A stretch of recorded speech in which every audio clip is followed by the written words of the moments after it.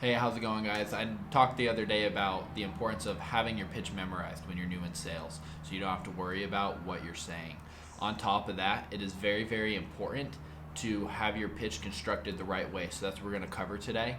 So I know everybody's heard the saying, it's not about what you say, but how you say it. That is 100% true. However, what you're saying is vitally, vitally important. You can have a pitch that's very random and very ineffective, and you can work really hard, and absolutely you'll close a couple deals that way if you're enthusiastic, but there's a way to hone in and make your pitch very concise and very effective. And so that's what we're going to go over today, is how to construct your pitch the right way so that you don't have to work as hard. You still have to work hard, don't get me wrong, but you don't have to work as hard to close as many deals. You want your pitch to be honed in. What you say is very, very, very, very important. The how you say it is what carries that message across and makes people actually want to listen to you, but the words that you use are extremely, extremely important. So as you see on this graph here, we have two ends of a spectrum. We have having a random and an effective pitch, and on the other end we have having an effective pitch.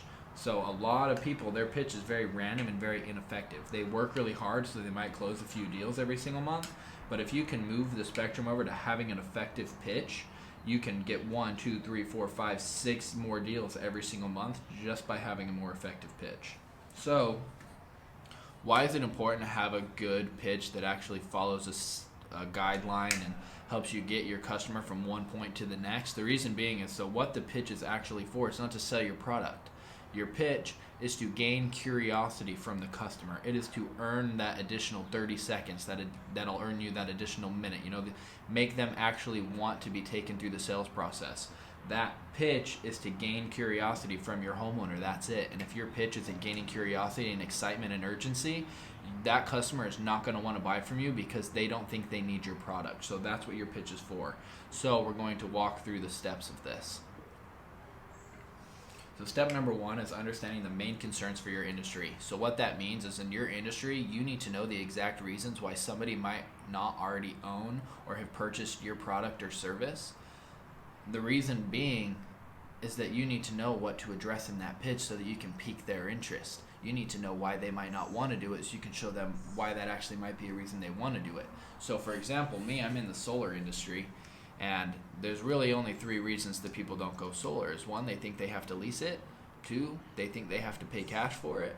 3, they just don't understand how it works, so they don't think it makes sense. I just have to address those 2 things, or 3 things, sorry. I have to address those 3 things and show them that there's a new and better way and why those options are maybe misconstrued, and pique their interest to give me the extra 30 seconds. I'm not explaining everything right up front. I just need to address them so I can pique their interest and say, no, this is something different, or this is why you actually need my product. If that makes sense, we're going to jump over to part 2. If you don't know what your main concerns are in your industry, pause the video right now and write those down. Once you have those, then push play and watch the rest of the segments. So step number 2 is problem, solution, product. So what that is the order in which you're saying something. You always want to start with the problem that's in the world, that's happening with your customers, why they need your product. So you haven't brought up your product yet. You're bringing up the problem as to why they need your product. So for solar, there's high electricity rates, global warming. There's a lot of different reasons. What is the problem that you're solving with your product? That is the first thing that you open with. If you're selling cars, it's maybe their car is broken down. Maybe their car is super, super old, the AC doesn't work. Or maybe they just want a new car to make their wife happy, to impress the girl, to treat themselves. That's the problem. Do not address your product yet. You need to find out what their problems are so you can make sure you even have the right product and show them the right product. So you need to address the problem first. The second is solution. So for solar, the solution is, look, what if there was a way I could cut your electricity bill down? What if there was a way I could show you that you can lower your carbon footprint to help solve the global crisis? If you're selling cars, it's what if there was a way where you could pick up this girl just by driving by because you got this nice car, What if there was a way that you could get to work faster, be more comfortable in the summertime because you have air conditioning that works? And then third, you're offering that product. The product is, so what I have in solar, I have a product that costs you nothing out of pocket. I'm going to cut your electric bill down, and you're going to cut down your carbon emissions at the same time, and we're going to solve all those problems with this product. I just need to make sure you can get it now, if that makes sense. And then that's me foreshadowing to the next step, which is use takeaway. But we'll cover that later. So problem, solution, product. Make sure you're going exactly in that order. If you don't know if your pitch is in that order, feel free to drop me a DM. I'd be happy to walk you through this. I love doing this. I love the construction of the pitch. Send me your pitches, and I'll look them over and make sure that you have everything in the right order. That leads us right to our third step, which is takeaway. Takeaway is vitally, vitally important. That's building the urgency. That's building the excitement. That's the give it to me, I gotta have it right now aspect. In solar, it's very easy. It's, look, man, I don't know if your house is even gonna qualify for this. It's a very hard program to qualify. You have to have a good credit score. What are the takeaways in your industry? What are the reasons that somebody might not be able to do it? Maybe they don't have the funds. Maybe they don't have the credit score. Maybe you don't have enough time in your day to fit them in your schedule. But look, man, let me see what you got and what I might be able to help you with, and let me see if I have that time. Even if you know you have the time, use that takeaway. Build the urgency with them. It's so important to make them want to have it now and not to think about it for the next 6 months. Takeaway is extremely important. So that leads us to our final step, is you need to have your pitch memorized. I don't think I even need to touch on this one.